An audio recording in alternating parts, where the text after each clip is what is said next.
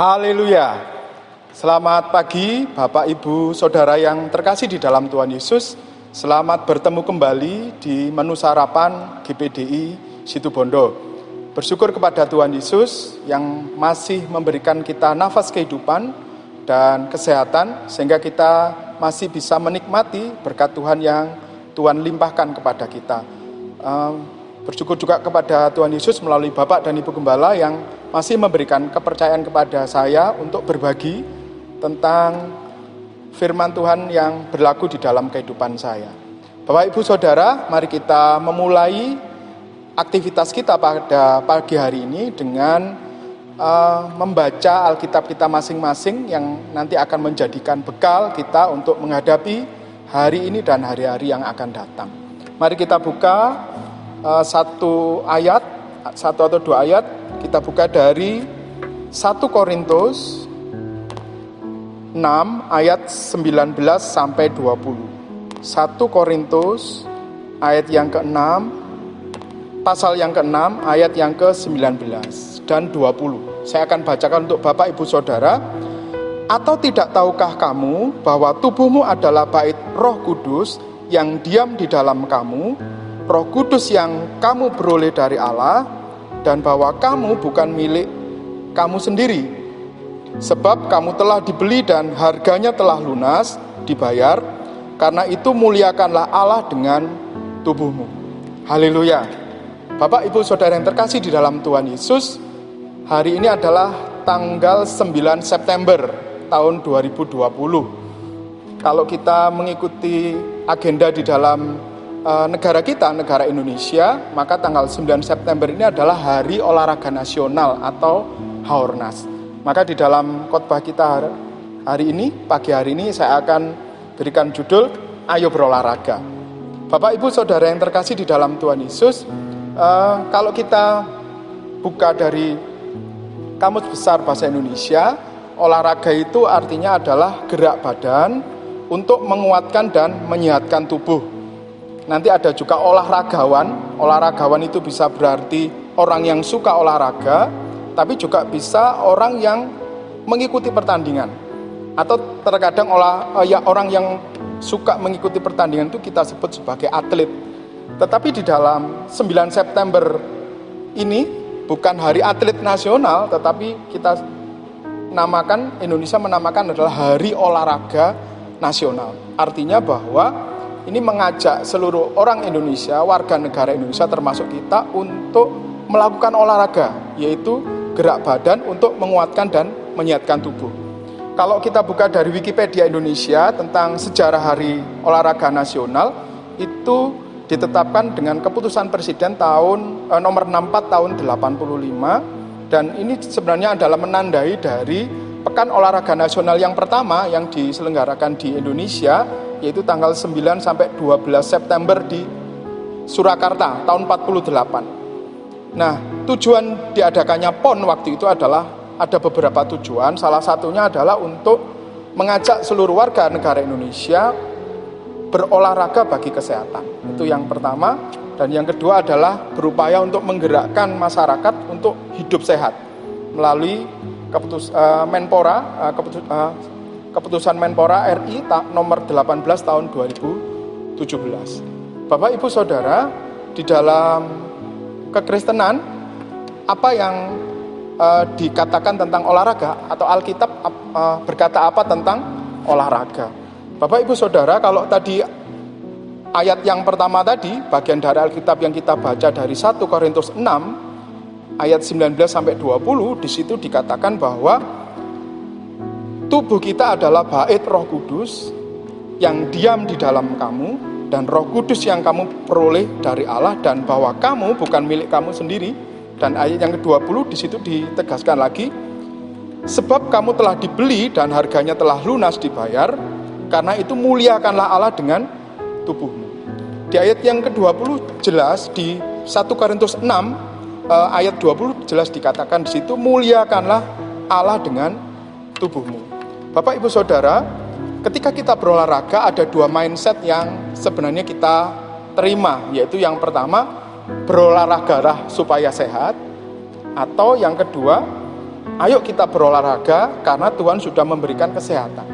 Mindset mana yang Bapak Ibu lakukan di dalam kehidupan kita? Saya lebih setuju kalau kita itu berolahraga karena Tuhan sudah memberikan kita kesehatan. Selagi kita sehat, mari kita jaga tubuh kita, karena ketika tubuh kita sehat, maka kita bisa memuliakan Tuhan dengan tubuh kita itu. Berarti kalau kita berolahraga karena Tuhan sudah memberikan kesehatan, sehingga kita mampu untuk melakukan olahraga. Dan tentunya nanti akan menjadi sebuah lingkaran di dalamnya, seperti siklus. Kita berolahraga karena Tuhan sudah memberikan kesehatan, dan ketika kita sudah berolahraga, maka kita diberikan kesehatan. Jadi motivasi yang pertama itu adalah itu. Dan kita lihat juga dari Efesus 5, kita buka yang kedua, dari Efesus pasal yang kelima, ayat yang ke-29.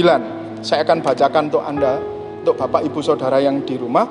Sebab tidak pernah orang membenci tubuhnya sendiri, tetapi mengasuhnya dan merawatinya, sama seperti Kristus terhadap jemaat. Bapak Ibu Saudara yang terkasih dalam Tuhan, ayat ini juga tegas sekali berbicara kepada kita bahwa tidak ada seorang pun di antara kita yang membenci tubuh kita sendiri, menyakiti tubuh kita sendiri. Tentunya kita ingin bahwa tubuh kita ini baik-baik saja, sehat dan sebagainya. Sama seperti Yesus Kristus merawat jemaatnya, termasuk Anda dan saudara. Jadi dengan demikian, di dalam olahraga ini, tujuan kita adalah untuk merawat tubuh kita, mengasuh tubuh kita. Itu yang kedua. Dan yang ketiga, kita akan baca dari Roma, dari kitab Roma 13, ayat yang ke-14. Saya akan bacakan untuk saudara. Tetapi kenakanlah Tuhan Yesus Kristus sebagai perlengkapan senjata terang, dan janganlah merawat tubuhmu untuk memuaskan keinginannya. Bapak Ibu, tujuan kita untuk melakukan olahraga, poin yang pertama dan kedua tadi sudah memuliakan Tuhan dengan tubuh kita, dengan kesehatan kita. Yang kedua adalah untuk merawat tubuh kita, mengasuh tubuh kita. Tetapi di sini ada sebuah pegangan, ada sebuah koridor, ada sebuah aturan di dalamnya, yaitu janganlah merawat tubuh kita ini untuk memuaskan keinginannya. Maksudnya adalah keinginan daging. Bapak Ibu Saudara yang terkasih, banyak orang yang ketika merawat tubuh, ketika berolahraga itu mempunyai motivasi-motivasi yang tidak di dalam koridor firman Tuhan. Atau terkadang ketika melakukan kegiatan olahraga itu menabrak atau bersinggungan dengan jam-jam ibadah kita.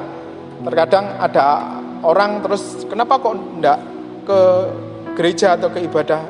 Saya sedang berolahraga atau sedang melakukan aktivitas olahraga. Memang jam-jam ibadah kalau di gereja kita sebelum pandemi itu pagi dan sore. Kalau tidak bisa sore ya beribadah pagi, berarti nanti olahraganya sore. Atau kalau datang sore ya berolahraga pagi. Jadi, tapi setidaknya itu akan membuat kita tahu bahwa kapan jam ibadah kita dan kapan berolahraga. Jadi, mungkin di dalam Roma 13 ayat 14 di situ dikatakan bahwa janganlah jam-jam ibadah kita itu nanti dilanggar atau diambil oleh jam-jam olahraga kita.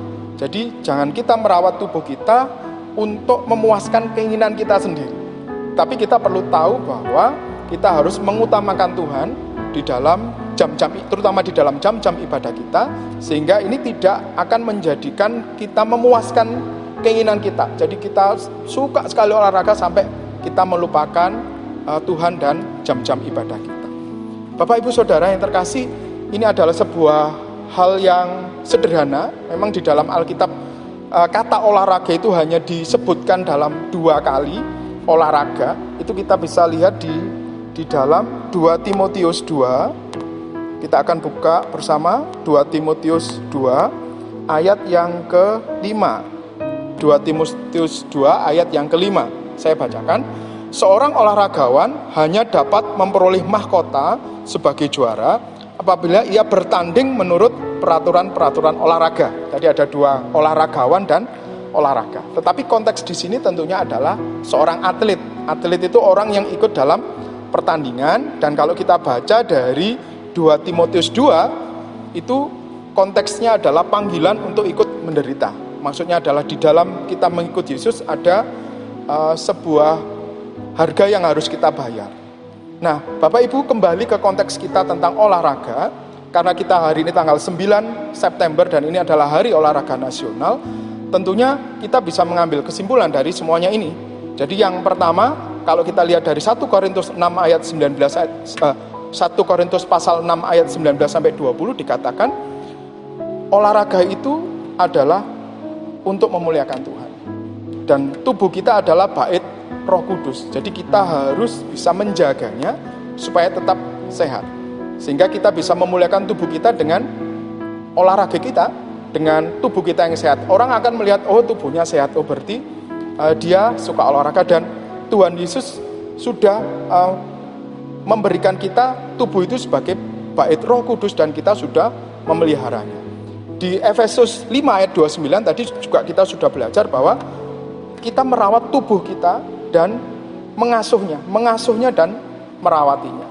Dan yang ketiga, kita harus merawat tubuh kita tetapi motivasinya untuk Tuhan dan bukan untuk memuaskan keinginan kita. Bapak Ibu Saudara yang terkasih, firman Tuhan ini berlaku di dalam kehidupan saya ketika hari-hari ini, dalam setahun ini saya aktif untuk berolahraga. Setidaknya kalau dulu bulu tangkis, tenis dan sebagainya, ternyata bagi saya olahraga yang efektif itu ternyata adalah jalan kaki dan lari.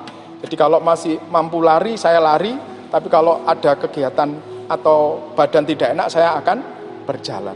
Dan itu membuat saya merasa tubuh saya sehat sekarang, jarang flu dan sebagainya. Dan ini mungkin bisa menjadi inspirasi bagi Bapak Ibu.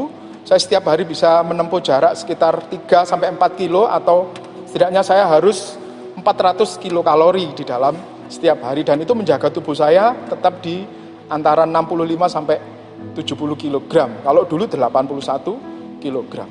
Dan saya percaya bahwa ini adalah yang bisa saya lakukan untuk Tuhan, karena saya tahu bahwa saya bisa memuliakan Tuhan melalui tubuh saya dan melalui kesehatan saya. 9 September adalah Hari Olahraga Nasional. Ini adalah satu ajakan dari negara kita. Mari kita berolahraga supaya kita bisa memuliakan Tuhan dengan tubuh kita. Ayo kita berolahraga. Tuhan Yesus memberkati.